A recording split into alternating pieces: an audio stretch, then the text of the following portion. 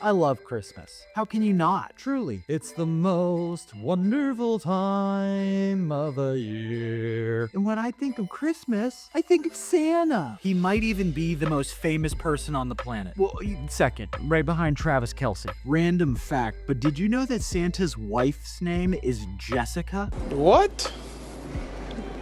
Bro, what are you talking about, man? The Rankin and Bass TV show came up with the name Jessica for Miss Claus. Personally, when I look at her, I see more of a Ruth, maybe a Gertrude, but I don't see Jessica. Damn! When I was growing up, I made a fatal mistake around Christmas time. After a day of zipping around the neighborhood on our Razor scooters with my other entitled little friends, we had a discussion. And during this discussion, we all agreed that it was not possible that Santa was real. After this discussion, I felt emboldened. So I walked into my house, looked straight at my mom and said, "Mom, I know that Santa's not real." Her response? "Well, now you just slice the amount of presents that you get right in half because we don't have to lie about giving you presents from Santa anymore." Missing out on those presents haunts me to this day. But enough about me, let's get to the fun stuff. Merry Christmas to all from Jared at History Bits. This wannabe historian only wants one present this year, and that would be one of these. So hurry up, like this video, comment on my glorious beard, this thing is scratchy and hot as shit, and subscribe so that I can quit my other job as a mall Santa. Now back to the video. Let's talk about Santa Claus.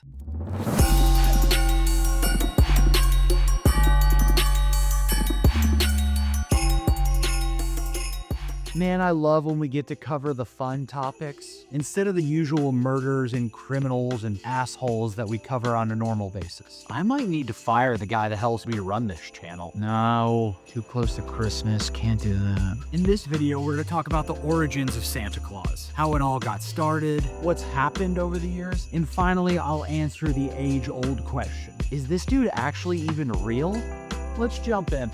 The story of Santa Claus does begin with a real person, and he's not actually from the North Pole. This all started with a man known for miracles, having a beard, probably, and an unhealthy obsession with giving stuff away. Meet St. Nicholas. St. Nicholas was born around 270 AD in a place called Patara. If you don't know where Patara is, join the club. Nobody really knew back then either, but it's in modern-day Turkey. St. Nicholas grew up to become a Christian bishop, which is a fancy way of saying, he wore a robe and probably a big hat and gave some epic speeches. He became known far and wide for being generous and kind and delivering miracles. Think of him as superhero of the Roman Empire. Fast forward to Myra, where St. Nick took the role of bishop. That's when things got real interesting, because he wasn't just about giving inspiration. He was also handing out presents like he had his own stash of unlimited gold. On one occasion, he helped 3 poor sisters who, thanks to their lack of dowry, which was apparently a big deal back then,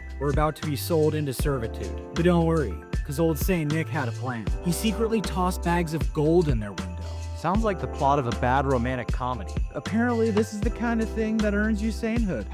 #blessed. But wait, there's more. St. Nick wasn't just a hero to dowry-less girls. He was great with kids, too. The legends say he saved kids from all sorts of trouble. It sounds like he was just walking around solving problems like some Albert Einstein, who did actually celebrate Christmas despite the fact that he was not a Christian. St. Nick's reputation as a gift giver spread like wildfire across Europe. Except, there was no internet at the time, so it was kind of word of mouth at the local tavern over a glass of eggnog. But still, his reputation grew. On December 6th, St. Nicholas' feast day became an annual celebration of his legendary gifting ways. This, of course, was the time to give gifts, and no, not just socks and new boxers like your aunt sends. One time, my brother got my sister a box of Altoids for Christmas.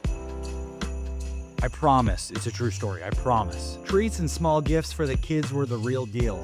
Now, here's where it gets interesting and slightly weird. In parts of Europe, the custom became that kids would leave out their shoes or stockings to be filled with sweets and small presents in honor of St. Nicholas. As you can see, these little customs were the origins of what we now know as Santa Claus. And St. Nicholas's legacy lived on. It spread across Europe faster than COVID. Hey man, that's not cool. The Feast of St. Nicholas became such a big deal that it was basically the Super Bowl for Christian communities. And by the Middle Ages, Europe was all in. Countries like the Netherlands, Germany, Belgium, and parts of France jumped on the bandwagon, each adding their own quirky spin to the St. Nicholas story. Gift-giving, processions, and charitable acts were all part of the deal. When St. Nicholas' story made it to the Netherlands, it transformed into something else called Sinterklaas. And as the tradition evolved, Sinterklaas wasn't just any old dude in a robe. He was a bearded, elderly man who wore a red bishop's robe, a mitre. I gotta look up how to say this.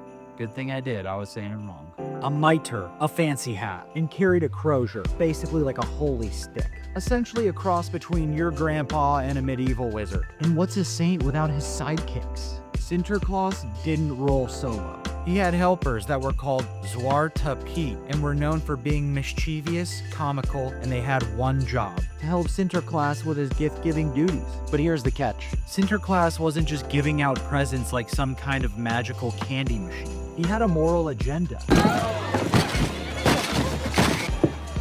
Jews.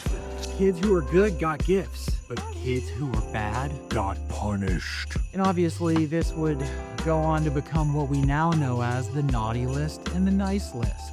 In the 17th and 18th centuries, Sinterklaas and his entourage were firmly established as a part of Dutch Christmas traditions. December 6th became the day the kids would leave their shoes by the fireplace, eagerly hoping Sinterklaas would fill them with small gifts and sweets. In addition to his gift-giving expertise, Sinterklaas was seen as a moral figure, rewarding well-behaved children and, of course, giving a little extra attention to the mischievous ones. Fast forward to America, when the Dutch are still wearing pointy hats and wearing wooden shoes. They hopped on a boat and sailed to the New World, aka New Amsterdam, which is what we now call New York. But then, something magical happened.